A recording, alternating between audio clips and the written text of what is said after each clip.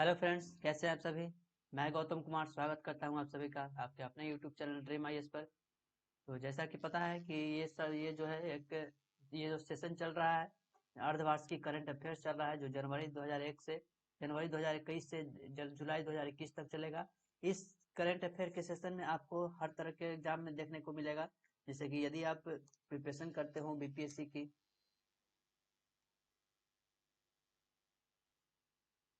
यदि आप प्रिपरेशन करते हो बीपीएससी की, या फिर हो यूपीएससी, या फिर हो एसएससी दरोगा, या फिर कोई भी एग्जाम की तैयारी करते हो जहां पे आपको करंट अफेयर्स की पूरी तरह से एनालिसिस करके एग्जाम में पूछा जाता हो, तो आपसे ये जरूर एग्जाम में देखा जाएगा। इस यहाँ से आपको क्वेश्चन बहुत से देखने को मिलेगा।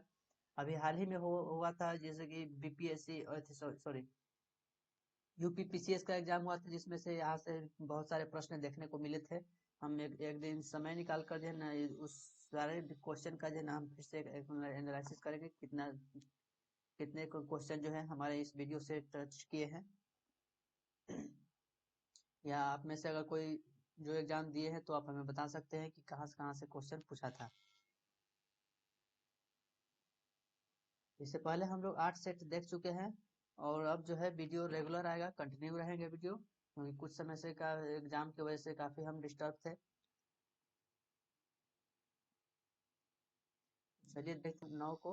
इससे पहले हम लोग क्या करेंगे, कुछ प्रीवियस सेट के क्वेश्चन देखेंगे जो पिछले सेट में आपसे पूछा गया था।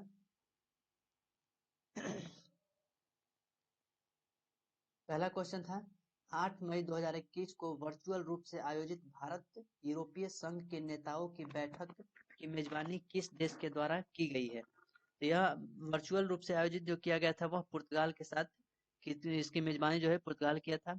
मित्रा स्कीम की शुरुआत जो है किस क्षेत्र के लिए किया गया है, तो यह टेक्सटाइल के क्षेत्र के लिए किया गया है। वन स्कूल वन आईएएस योजना किस सरकार के द्वारा किया गया है, तो यह केरल राज्य सरकार के द्वारा किया गया है। हाल ही में किस देश के पूर्व प्रधानमंत्री को पद्म विभूषण पुरस्कार से सम्मानित किया गया, तो जापान के जो प्रधानमंत्री थे उनको सम्मानित किया गया है। पर फरवरी 2021 में माइकल सोमारे का निधन हो गया। वह किस देश के पहले प्रधानमंत्री थे, तो यह पापुआ न्यू गिनी के प्रधानमंत्री हुआ करते थे। माइकल सोमारे जो कि पापुआ न्यू गिनी के प्रधानमंत्री थे, इन्हीं के द्वारा जो है यह माइकल सोमारे जो था वो आजाद हुआ था। तो आज का पहला क्वेश्चन है, हाल ही में भारत की हाल ही में प्रारंभ की गई योजना मिशन इंद्रधनुष 3.0। मिशन इंद्रधनुष 3.0 का संबंध किससे है, तो मिशन इंद्रधनुष का जो संबंध है वह टीकाकरण के विस्तार से है। यह इसका जो संबंध है वह टीकाकरण के विस्तार से है, क्योंकि इसमें जो है इस मिशन इंद्रधनुष 3.0 में इसमें छोटे बच्चे एवं गर्भवती महिलाओं को जो है इसमें टीका दिया जाएगा। इससे पहले होता था क्या कि यानी कि जब मिशन इंद्रधनुष शुरू हुई थी तो वहां पे जो है 18 वर्ष से प्लस जो आयु के व्यक्ति थे या वृद्धजन लोग थे उनको जो है ये टीकाकरण दिया जाता था। लेकिन यह 3.0 जो मिशन शुरू हुआ था इसमें से खास करके जैसे जैसे कोविड 19 के कारण जो जितने भी लोग प्रभावित हुए हैं उन सबको देखते हुए छोटे बच्चे और गर्भवती महिलाओं को ये जो है टीकाकरण का विस्तार किया जाएगा। इसका आप जो है ऐसा करिए, मेरे साथ साथ जो है ना, अब यदि आप इस क्वेश्चन को पढ़ चुके हैं तो आप मेरे साथ प्रश्न का उत्तर दिया करिए हमसे पहले, और जो है ना वीडियो के लास्ट में हम कमेंट करिए कि आपसे कितने क्वेश्चन सोल्व हुए हैं, क्योंकि कहीं ना कहीं ये प्रश्न कई बार आप जो है ना पढ़ भी चुके होंगे, और नहीं पढ़े हैं तो कोई बात नहीं, हम यहाँ पे आपको बता देंगे।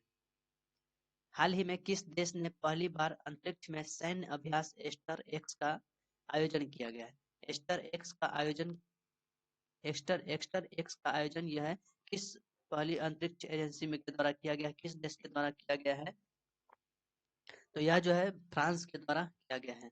फ्रांस ने पहली बार जो है अंतरिक्ष अंतरिक्ष में सैन्य अभ्यास जो है किया है, जिसका नाम क्या है, एस्टर एक्स। ये जो है आपसे एग्जाम में पूछा जा सकता है, इस बात को आप ध्यान रखिएगा। एस्टर एक्स का आयोजन किया गया है, किसके द्वारा किया गया है, फ्रांस के द्वारा किया गया है। इसका तात्पर्य है कि जब भी कोई देश के साथ या पड़ोसी देशों के साथ जब युद्ध होती है तो बहुत सारे जो है ये अपने देश में जो है ना काफी ज्यादा नुकसान देखने को मिलता है, काफी ज्यादा क्षति पहुंचती है। इसी चीज से सुरक्षा करने के लिए, इसी चीज को सुरक्षित रखने के लिए फ्रांस ने अंतरिक्ष में एक सैन्य अभ्यास किया है। ये क्या करेगा कि ये इसका अर्थ ये हुआ कि जब भी युद्ध होगा या युद्ध होने की स्थिति रहेगी, तो इससे जो है यह अपने उपग्रह और अंतरिक्ष संसाधन जो भी है उसको सुरक्षित रखेगा। तो फ्रांस ने अपने अंतरिक्ष उपग्रह और अंतरिक्ष संसाधन जो भी है उनको सुरक्षित रखने के लिए एस्टर एक्स का आयोजन किया है। Steel authority of India limited, steel authority of India limited यानी कि सेल, यहाँ पे सेल की बात की जा रही है। Steel authority of India limited ने किस राज्य में पहले गैस से इथेनॉल संयंत्र लगाने की घोषणा की है? पहले गैस से इथेनॉल जो है, यानी कि सबसे पहले जो है ये कार्य करने का घोषणा कौन किया है? तो कार्य क्या किया है? तो कि गैस से जो है इथेनॉल का लगाया जाएगा, गैस से जो है इथेनॉल संयंत्र लगाया जाएगा। यह जो है महाराष्ट्र सरकार के द्वारा किया गया है। महाराष्ट्र के सीएम है उद्धव ठाकरे, इनके द्वारा यह घोषणा किया गया कि वो क्या करेंगे, सेल यानी कि steel authority of India limited के माध्यम से जो है गैस से इथेनॉल संयंत्र लगाने की घोषणा की है। महाराष्ट्र में कहाँ पे? तो महाराष्ट्र में यह केंद्र सरकार की मदद से जो है चंद्रपुर में किया जाए, महाराष्ट्र के चंद्रपुर में। तो कभी कभी एग्जाम में जो है राज्य न दे करके आप जगह भी पूछ लिया जा सकता है। तो महाराष्ट्र के चंद्रपुर में जो है steel authority of India limited की सहायता से महाराष्ट्र ने सबसे पहले गैस से इथेनॉल संयंत्र लगाने की घोषणा की। हाल ही में किस राज्य सरकार द्वारा कोविड फतह अभियान की शुरुआत किया गया है? जैसा कि आपको पता है कि कोविड-19 जो है ये आजकल काफी ज्यादा चर्चा में रहा है, तो इससे जाहिर सी बात है कि एग्जाम में पूछने की संभावनाएं ज्यादा रहेगी। तो आप इस चीज को ध्यान रखिएगा कि कोविड से जुड़ी हुई जितनी भी प्रश्न है तो वो जो है आपको याद होने चाहिए, क्योंकि कहीं ना कहीं एग्जाम में इससे प्रश्न पूछा जा सकता है। आने वाले जो भी 67 जनवरी में जो एग्जाम डेट एक्सटेंड कर दिया गया है 23 जनवरी को, तो हो सकता है कि वहां पे कोविड-19 से संबंधित प्रश्न को पूछा जा सके। तो ये कोविड फतह अभियान जो है इसकी शुरुआत किस किस राज्य के द्वारा किया गया है? तो यह पंजाब सरकार के द्वारा कार्य किया गया है।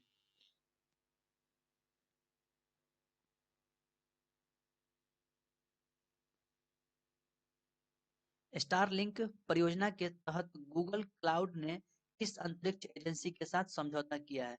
स्टारलिंक परियोजना के तहत गूगल क्लाउड ने किस अंतरिक्ष एजेंसी के साथ समझौता किया है? तो यह जो है स्पेस एक्स का। स्पेस एक्स यह किसकी अंतरिक्ष एजेंसी है? तो यह एलन मस्क की कंपनी है।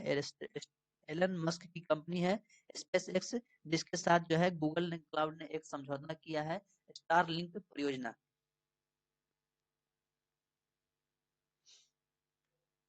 इसका जो स्पेस एक्स किसकी कंपनी है? Elon Musk.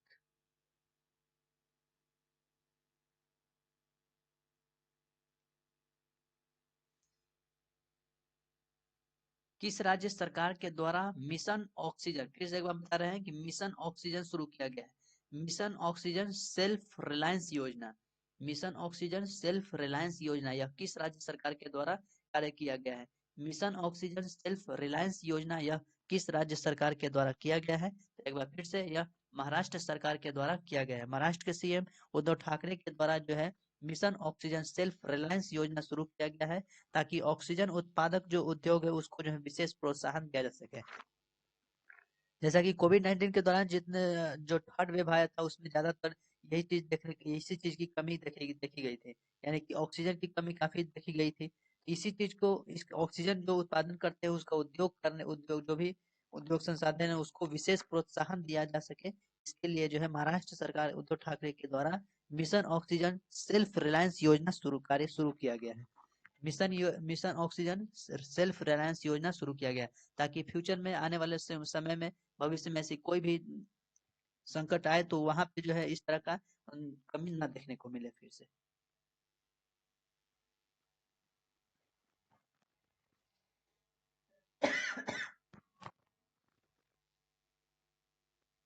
हाल ही में प्रारंभ की गई वैश्विक परियोजना गैलोलीटर पार्टनरशिप प्रोजेक्ट का मुख्य उद्देश्य क्या है? वैश्विक परियोजना गैलोलीटर पार्टनरशिप प्रोजेक्ट का मुख्य कार्य क्या है? तो यह जो है गैलोलीटर पार्टनरशिप प्रोजेक्ट का मुख्य उद्देश्य है कि समुद्र में जो है समुद्र में जो भी फैले प्लास्टिक कचरे का है उसका निपटारा करना है। समुद्र में जो भी प्लास्टिक कचरे का है उसको निपटारा करना है, ताकि यह जो है अंतर्राष्ट्रीय समुद्री संगठन और FAO के द्वारा किया गया है। अंतर्राष्ट्रीय समुद्री संगठन और FAO के द्वारा किया गया है। इससे क्या होगा, शिपिंग और मत्स्य पालन के कारण यह योजना शुरू किया जाएगा। जब भी शिपिंग होती है या मत्स्य पालन होता है तो उसके बाद जो है कई सारे कचरे जो है समुद्र में फेंक दिए जाते हैं। उसी चीज से निपटारा, उसी चीज के कारण जो है उसी चीज को दूर करने के लिए यह जो है यह उद्देश्य लाया गया है। यह जो है गैलोशिप पार्टनरशिप प्रोजेक्ट का उद्देश्य है, जो कि समुद्र में जो है जितने भी फैले कचरे, प्लास्टिक कचरे है उसको निपटारा करना। यह किसके द्वारा किया गया है? अंतर्राष्ट्रीय समुद्री संगठन और FAO के द्वारा किया गया है। अंतर्राष्ट्रीय समुद्री संगठन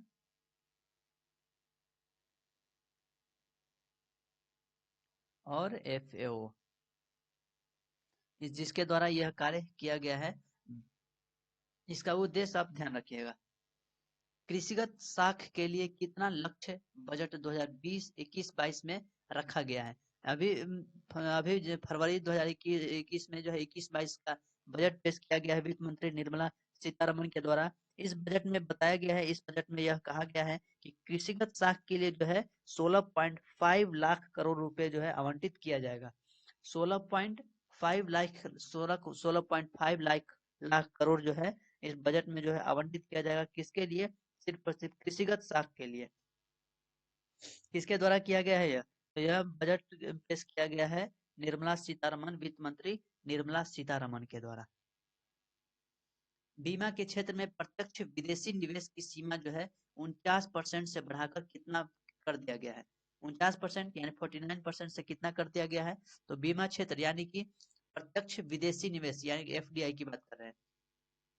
FDI की बात कर रहे हैं, फॉरेन डायरेक्ट इन्वेस्टमेंट की बात कर रहे हैं, जो कि पहले था 2015 से अगर हम बात करें, 2015 में जब हम देखते हैं आंकड़े तो यह जो है 26% था। 2015 में 26% से बढ़ाकर कर दिया गया 49%। इसके अलावा अब जो है 49% से जो है 49% से कर दिया गया है 74% तो अब जो है विदेशी निवेश यानी कि FDI जो है 74% हो गया है। फॉरेन डायरेक्ट इन्वेस्टमेंट यानी कि कोई भी विदेशी कंपनी, कोई भी विदेशी जो है अपना इसमें भारत की कंपनी में प्रत्यक्ष निवेश कर सकते हैं 74% FDI के साथ।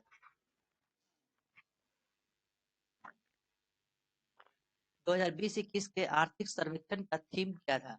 2020-21 के आर्थिक सर्वेक्षण का थीम क्या था? तो इसका थीम था saving lives and livelihoods. Saving life and livelihoods. Saving life and livelihoods या यह जो है 2020 में अनुमानित किया गया।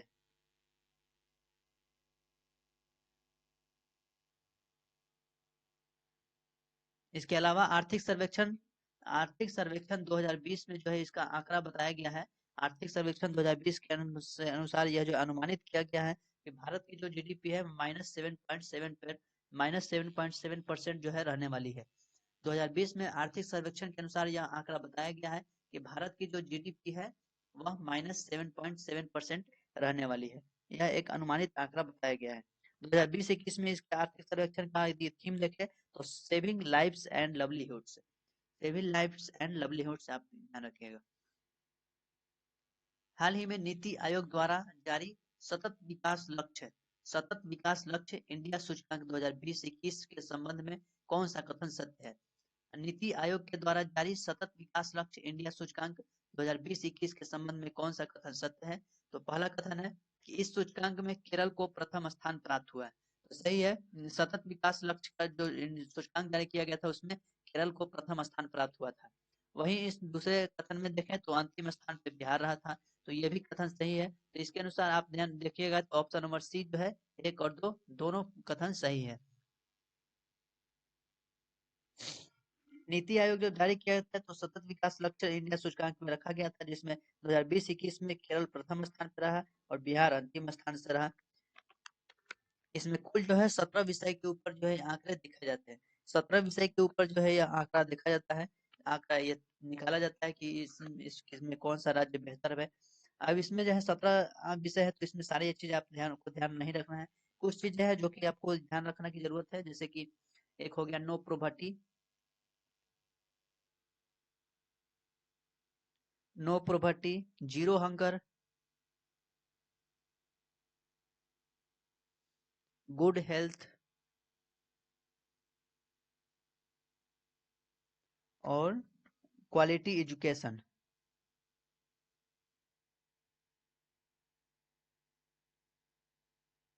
क्वालिटी एजुकेशन, इन चीज को आप जो मुख्य मुख्य बातें हैं वो आप ध्यान रखिएगा। वैसे 17 विषय पे कुल आंकड़े देखे जाते हैं कि कौन से राज्य का कितना बेहतर प्रदर्शन है। नीति आयोग की बात करें तो इसके जो सीईओ है, सीईओ कौन है अभी? अमिताभ कांत।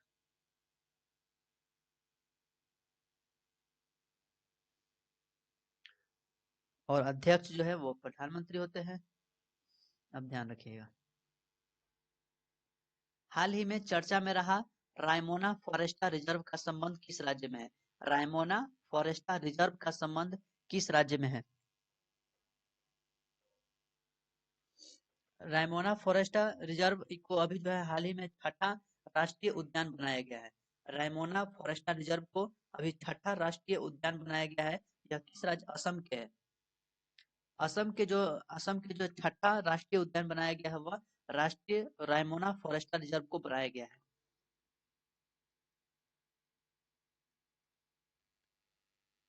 राष्ट्रीय उद्यान, छठा राष्ट्रीय उद्यान बनाया गया है। इसके अलावा सातवां जो है वो दिहिंग पटकाई को बनाया गया है। दिहिंग पटकाई, ये हो गया सातवां। छठा राष्ट्रीय उद्यान रायमोना फॉरेस्ट रिजर्व और सातवां राष्ट्रीय उद्यान दिहिंग पटकाई, यह असम में है। इसके अलावा जो है यह 5 जून को पर्यावरण दिवस के ऊपर जो है यह घोषणा किया गया था। जैसे पता है कि 5 जून को पर्यावरण दिवस मनाया जाता है, तो उसी उसी के अवसर पर जो है यह घोषणा किया गया था, रायमोना फॉरेस्ट रिजर्व को बनाया गया था।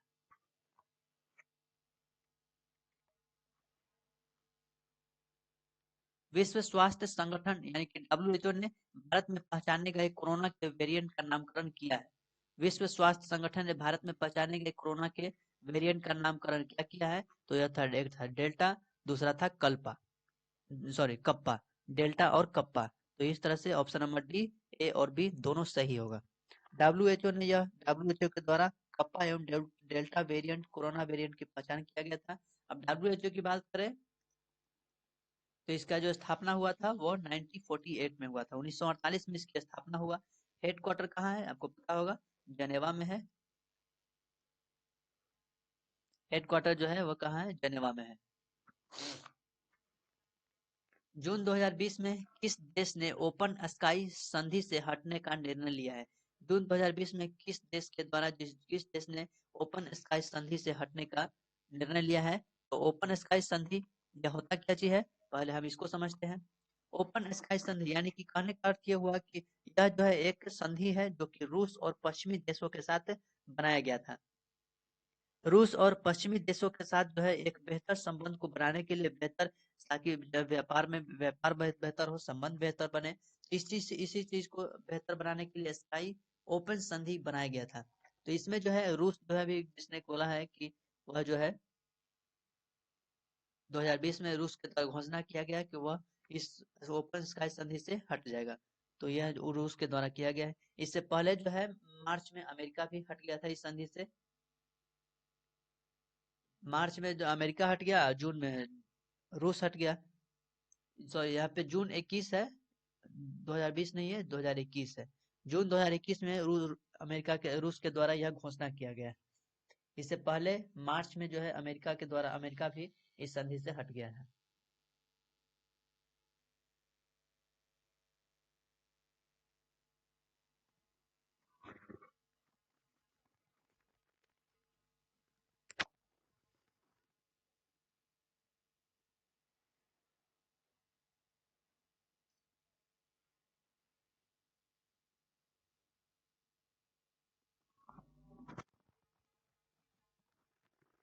संयुक्त राष्ट्र महासभा के 76वें अध्यक्ष के रूप में किसे चुना गया है? संयुक्त राष्ट्र महासभा के 76वें अध्यक्ष के रूप में किसे चुना गया है? तो यह जो है संयुक्त राष्ट्र महासभा, यह हम पहले इसकी बात करते हैं। संयुक्त राष्ट्र भाग है, यूएनओ का भाग है, यूएनओ का भाग है। जैसा कि हम इस बारे में कई बार चर्चा भी कर चुके हैं कि संयुक्त राष्ट्र यूएनओ के जो है यूएनओ यूनाइटेड नेशनल ऑर्गेनाइजेशन, यह जो है इसकी कुल 6 भाग होते हैं, इसके कुल 6 अंग होते हैं, जिसमें से ये भी संयुक्त राष्ट्र महासभा जो है ये भी एक इसी का एक भाग है। तो जब हम यूएनओ की बात करते हैं तो जाहिर सी बात है कि इसकी स्थापना यानी कि संयुक्त राष्ट्र महासभा की स्थापना जो हुई थी वह 24 अक्टूबर 1945 को हुई थी। क्योंकि जब इसकी स्थापना 1945 को होगी तो जाहिर सी बात है इसके जितने भी अंग है तो सभी की स्थापना उसी समय होगी। तो 24 अक्टूबर 1945 में यूएनओ का स्थापना हुआ था। अब यूएनओ के बारे में आप सभी को अच्छे से पता होगा, अब इसमें जो है ज्यादा कुछ चर्चा करने की जरूरत है नहीं, क्योंकि इससे पहले हम कई बार इस बारे में चर्चा कर चुके हैं। जैसा अब हम प्रश्न के ऊपर आते हैं, तो संयुक्त राष्ट्र महासभा के 76वें अध्यक्ष के रूप में मालदीव के विदेश मंत्री अब्दुल्ला शाहिद को बनाया गया है। यह मालदीव के विदेश मंत्री है, अब्दुल्ला शाहिद को चुना गया है। कहाँ की ये है विदेश मंत्री? मालदीव के। मालदीव कहाँ है? मालदीव है भारत का समुद्री पड़ोसी देश है। मालदीव विदेश मंत्री।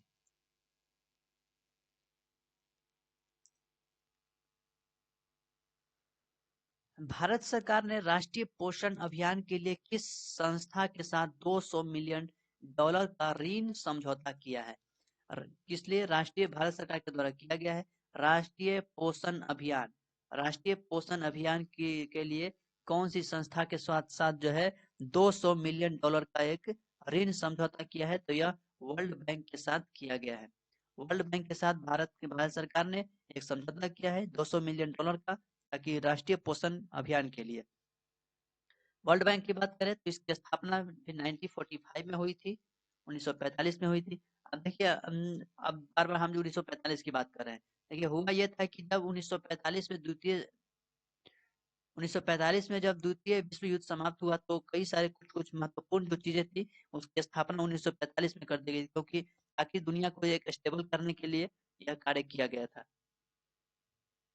1945 में वर्ल्ड बैंक की स्थापना हुई। इसकी हेडक्वार्टर कहाँ है? Washington DC. Washington DC. Washington DC जो है इसका हेडक्वार्टर है। राष्ट्रीय पोषण अभियान जो है इसकी शुरुआत 2018 में हुई थी।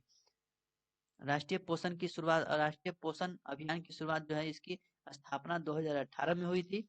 इसका लक्ष्य जो है कि 2022 तक जो है इसका लक्ष्य रखा गया है कि 2022 तक भारत को कुपोषण मुक्त करने का लक्ष्य है। इसका लक्ष्य है, राष्ट्रीय पोषण अभियान का लक्ष्य रखा गया है कि 2022 तक भारत को कुपोषण मुक्त रखना है, कुपोषण मुक्त करना है। निम्नलिखित में से किस देश में बर्ड फ्लू H10N3 स्ट्रेन से संक्रमित पहले व्यक्ति का मामला सामने आया है? तो H10N3, ये इससे पहले हम लोग जो भी वायरस देखते थे स्वाइन फ्लू या बर्ड फ्लू के बारे में, तो ये होता था ये कि यह जो है पक्षियों में और जानवरों में देखने को मिलता था। लेकिन इस बार जो ये जो संक्रमण है, ये जो H10N3 स्ट्रेन है ये पाया गया है, यह जो है पहले व्यक्ति का यह मामला आया है, क्योंकि यह जो जानवर से न होकर के यह व्यक्ति में यह देखने को मिल रहा है, जो कि चीन के शहर में यह देखा गया है। चीन के शहर जेगांसू शहर में यह पहली बार देखा गया है। चीन के एक शहर है जेगांसू। चीन के शहर जेगांसू शहर में यह पहली बार देखा गया है कि H10N3 स्ट्रेन जो है यह व्यक्ति में पाया गया है, न यह जानवर या पक्षी में न होकर के यह व्यक्ति में देखा गया है।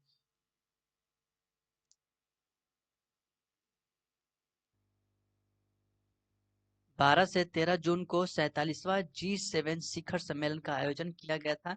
इसकी अध्यक्षता कौन किए हैं? तो यह ब्रिटेन के प्रधानमंत्री बोरिस जॉनसन के द्वारा किया गया है।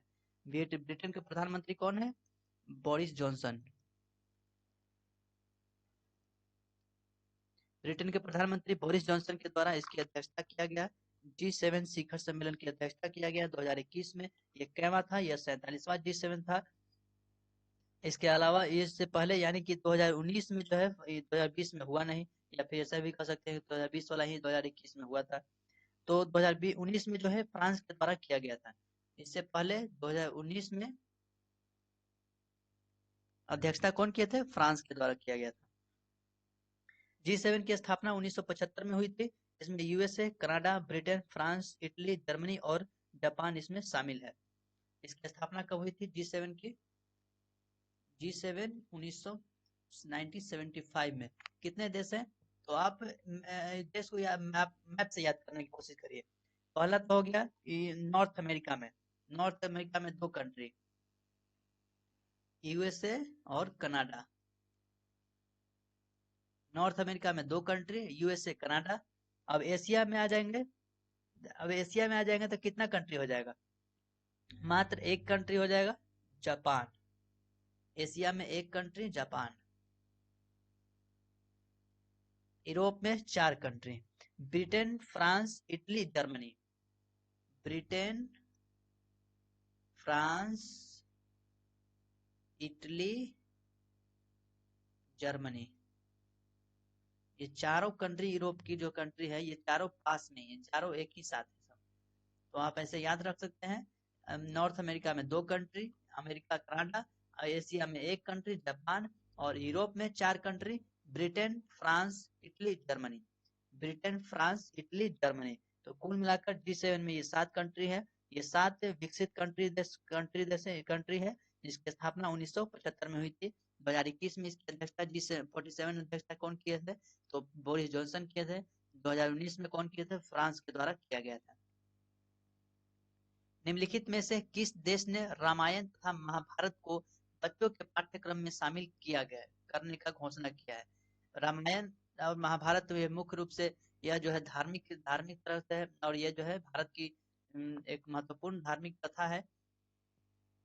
अब इसी इसी चीज को सऊदी अरब के द्वारा जो है यह कार्य किया गया है। भारत और सऊदी अरब के बीच, सऊदी अरब जो है भारत के साथ भारत के साथ सांस्कृतिक जो है संबंधों को बेहतर बनाने के लिए यह कार्य किया गया है। उनके द्वारा यह घोषणा किया गया है कि वह जो है अपने यहाँ यानी कि अपने बच्चों के जो पाठ्यक्रम है उसमें यह सिलेबस को एक सिलेबस के तौर पे इसको शामिल किया जाएगा, और इसी चीज को रामायण और महाभारत के बारे में वहाँ के लोगों को बताया जाएगा, वहाँ के लोगों को सिखाया जाएगा। भारत के साथ जो है सांस्कृतिक जो संबंध है, रिलेशन जो है वह एक बेहतर होगा, मजबूत होगा।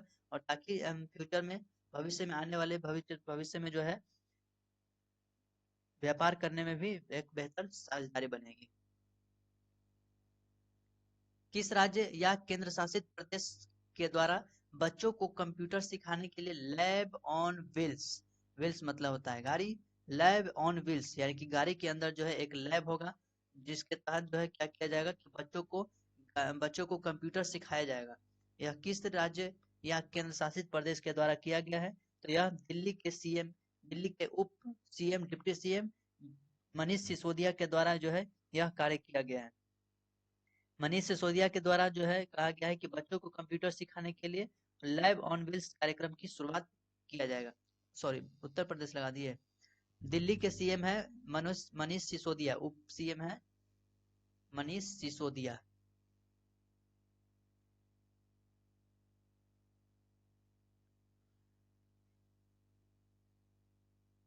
राष्ट्रीय डोपिंग रोधी एजेंसी के नए महानिदेशक कौन बने हैं? यानी कि नाडा, नाडा की बात कर रहे हैं। नेशनल डोपिंग एजेंसी, राष्ट्रीय डोपिंग रोधी एजेंसी के नए महानिदेशक कौन बने हैं? तो यह जो है महानिदेशक लोंगजाम को बनाया गया है, सिद्धार्थ सिंह लोंगजाम। सिद्धार्थ सिंह लोंगजाम को यह बनाया गया है। इसकी स्थापना जो है वह 2005 में हुई थी।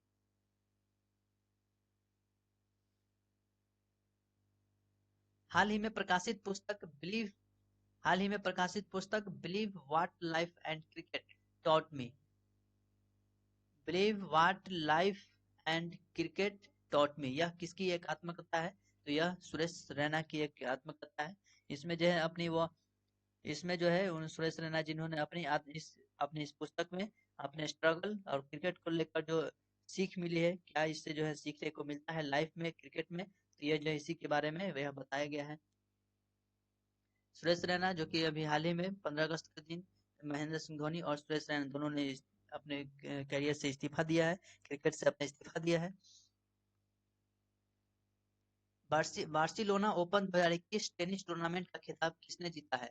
Barcelona open open 21 tennis tournament का खिताब यह किसने जो जीता है?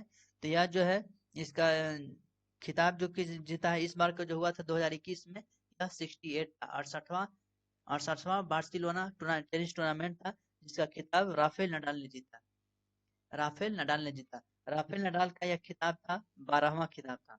राफेल नडाल कुल मिलाकर अब तक यह 12वां खिताब अपने नाम किए। और यदि हम बार्सिलोना की बात करें तो यह अब 2021 का यह 68वां था, 68वां यह खिताब था। राफेल नडाल यह स्पेन के हैं, यह स्पेन से संबंधित है, स्पेन के रहने वाले। अप्रैल 2021 में किस देश की नौसेना ने हिंद महासागर में फ्रीडम ऑफ नेविगेशन ऑपरेशन का आयोजन किया है? फ्रीडम ऑफ नेविगेशन ऑपरेशन का आयोजन किया है, तो जैसा कि अभी कुछ समय पहले आप देखे होंगे कि काफी चर्चा में आया था कि अमेरिका जो है, अमेरिका ने हिंद महासागर में जो है एक ऑपरेशन किया है, एक ऑपरेशन नेविगेशन किया है, जिससे कि जो है कहा जा रहा था कि अमेरिका जो है ना भारत के क्षेत्र एरिया में, भारत के एरिया में आ गया है, वो भी बिना पूछे। तो ऐसा ऐसा नहीं है, क्योंकि देखिए कोई भी सागर जो होती है, जिसका जो देश का जो सीमा होता है, सागर होता है, सीमा से मिलाकर कुल जो पर्सनल होता है यानी कि प्राइवेट होता है, वो 12 नॉटिकल मील होता है। 12 नॉटिकल मील तक जो है यह सीमा जो समुद्र जो होता है वह उस देश से संबंधित होता है, उस देश का होता है। तो ये 12 नॉटिकल के अंदर नहीं आता, यानी कि इसके अलावा ये जो है इसके अलावा जो है और भी जो क्षेत्र होती है वो भारत के अंदर आते हैं, लेकिन उसमें भी कई सारे रूल्स होते हैं कि उसमें जो कोई भी आकर के कुछ भी कर सकता है, व्यापार वगैरह कर सकता है, ऑपरेशन वगैरह कर सकता है। लेकिन ये जो 12 नॉटिकल मील जो है इसके अंदर कोई नहीं आ सकता है जब तक बिना पूछे हुए। तो यह 12 नॉटिकल मील के अंदर नहीं आया था, उससे आगे, उससे पहले ही आया हुआ था। तो ऐसा कुछ है नहीं। तो यह अमेरिका के द्वारा यह कार्य किया गया था, फ्रीडम ऑफ नेविगेशन ऑपरेशन किया गया। हाल ही में दो हरित ऊर्जा कुशल शहर बनाने वाले भारत का पहला राज्य कौन बना है? दो हरित ऊर्जा कुशल शहर बनाने वाला भारत का पहला राज्य कौन बना? हरित ऊर्जा करने का मतलब क्या हुआ कि वहां पे वो ऐसा शहर जो कि जहाँ पे ज्यादातर बहुत सारे हरियाली होगा, और क्या काफी सारा हरियाली होगा वहां पे, हरित ऊर्जा होगा, ग्रीन होगा। तो वैसा जो बिहार के दो शहर को बनाया गया है, बिहार के दो शहर को बनाया गया है, राजगीर और बोध गया।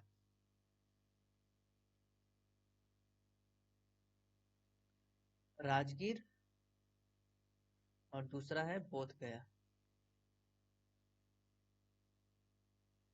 हरित ऊर्जा शहर बनाया गया है, यानी कि यहाँ पे ग्रीन रेवोल्यूशन शहर होगा, ये सब पूरी तरह से हरियाली होगी यहाँ पे। तो ये आप एग्जाम में ध्यान रखिएगा कि आने वाले एग्जाम में, बीपीएससी बिहार के एग्जाम में ये पूछा जा सकता है। किस देश की महिला क्रिकेट टीम ने लगातार 22 वनडे मैच जीतकर वर्ल्ड रिकॉर्ड बना लिया है? 22 वनडे मैच जीतकर कौन सी महिला है जिन्होंने वर्ल्ड रिकॉर्ड बनाया है? तो यह एक ऑस्ट्रेलिया की महिला क्रिकेटर टीम ने है, ऑस्ट्रेलिया की महिला क्रिकेट टीम है, ऑस्ट्रेलिया की महिला क्रिकेट टीम है जिसने लगातार 22 वनडे मैच जीतकर वर्ल्ड रिकॉर्ड बनाया है। निम्नलिखित में से किस बैंक को इंडियाज बेस्ट इंटरनेशनल 2021 का अवार्ड प्रदान किया गया? India's best India's best international 2021 का अवार्ड किसे दिया गया है, किस बैंक को दिया गया है? यह डीबीएस बैंक को दिया गया है। डीबीएस बैंक ने लगातार दो वर्ष तक लगातार जो है नंबर 1 पर बना रहा। यह 30 घरेलू और अंतर्राष्ट्रीय बैंकों में से एक है, डीबीएस बैंक, जिसने लगातार 2 वर्ष तक, यह यानी कि इससे पहले यानी कि 2020 में भी यह बैंक जो है पहले नंबर 1 पे था, और 2021 में भी यह बैंक जो है पहले नंबर 1 पे रहा है। इसीलिए इसको जो है इंडियाज बेस्ट इंटरनेशनल बैंक 2021 का अवार्ड दिया गया है।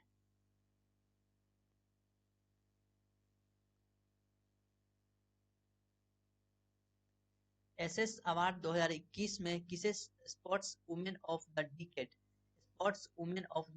अवार्ड से सम्मानित किया गया है? Sports women of the decade award से किसे सम्मानित किया गया है एसएस अवार्ड 2021 में? तो यह एमसी मैरी कॉम को दिया गया है। एमसी मैरी कॉम को दिया गया है। कौन सा अवार्ड दिया गया है? Sports women of the decade award से सम्मानित किया गया है। एमसी मैरी कॉम को सुपर मॉम के नाम से भी जाना जाता है। एसएस अवार्ड 2021 में मैरी कॉम को जो है sports women of the decade पुरस्कार से सम्मानित किया गया है। विश्व प्रेस स्वतंत्रता सूचकांक विश्व प्रेस स्वतंत्रता दिवस 2021 का थीम क्या है? विश्व प्रेस स्वतंत्रता दिवस 2021 का थीम क्या है? तो यह जो है सबसे पहले तो यह विश्व प्रेस स्वतंत्रता दिवस 3 मई को मनाया जाता है। 3 मई को मनाया जाता है हर साल। और 2021 में जो है इसका जो थीम रखा गया है information as a public good. Information as a public good, सूचना ऐसा जो कि पब्लिक के लिए अच्छा हो। सूचना ऐसा जो कि पब्लिक के लिए अच्छा हो। तो यह 2021 का थीम रखा गया है। यह प्रेस स्वतंत्रता सूचकांक, इसके अलावा जो है प्रेस स्वतंत्रता सूचकांक में जो है भारत 142वें स्थान पे है। प्रेस स्वतंत्रता सूचकांक में भारत जो है 142 रैंक पर है। और पहले स्थान की बात करें तो नॉर्वे है। नॉर्वे पहले स्थान पे है।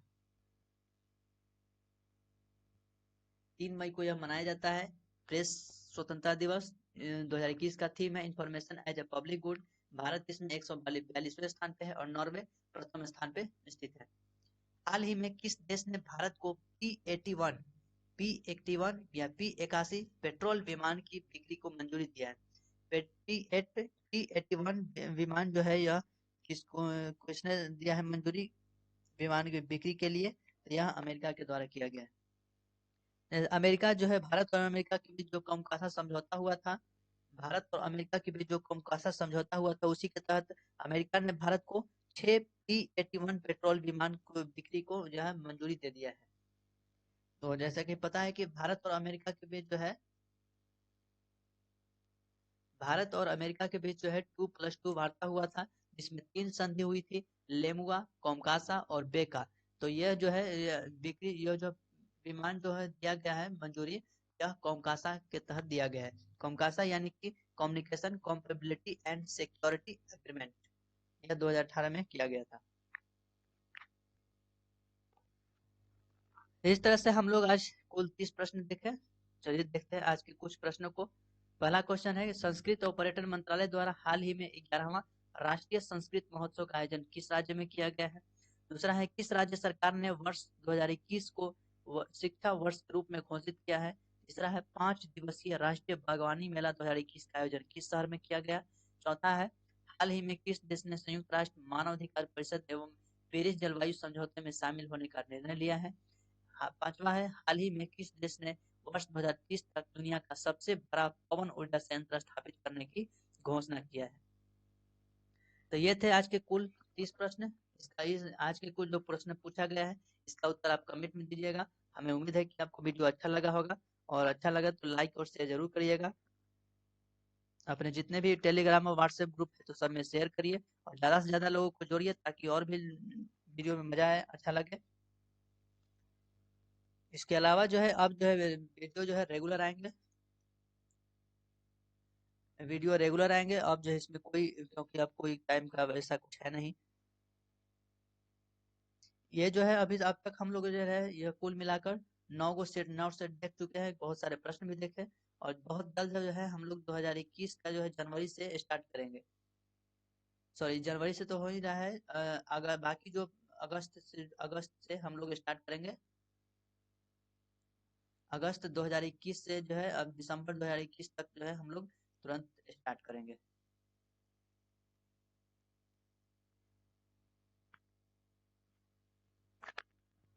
इसके अलावा जो है अभी तो एग्जाम का चल रहा है जिसकी वजह से ये सब किया जा रहा है। जैसे ही एग्जाम खत्म होगा यानी कि 23 जनवरी 2022 के बाद, इस वक्त एग्जाम खत्म हो जाएगा लगभग में। और तो फरवरी से हम लोग जो है बीपीएससी 67 एग्जाम है 23 जनवरी को। तो फरवरी जो है फरवरी 2022 से हम लोग जो है पूरी तरह से सिलेबस वाइज अब हम कवर करने की कोशिश करेंगे मेंस लेवल का, ताकि सिलेबस वाइज टॉपिक वाइज जो है वीडियो लेकर आएंगे। तो वीडियो में बने रहिए और अच्छा लगे तो लाइक और शेयर जरूर करिएगा। इसके साथ ही बड़ों का आदर करें, छोटे को प्यार करें और अपना व्यक्तित्व इस तरह से बनाएं ताकि महिलाएं आपके साथ सुरक्षित महसूस करें। मिलेंगे हम लोग नेक्स्ट वीडियो में, तब तक के लिए जय हिंद।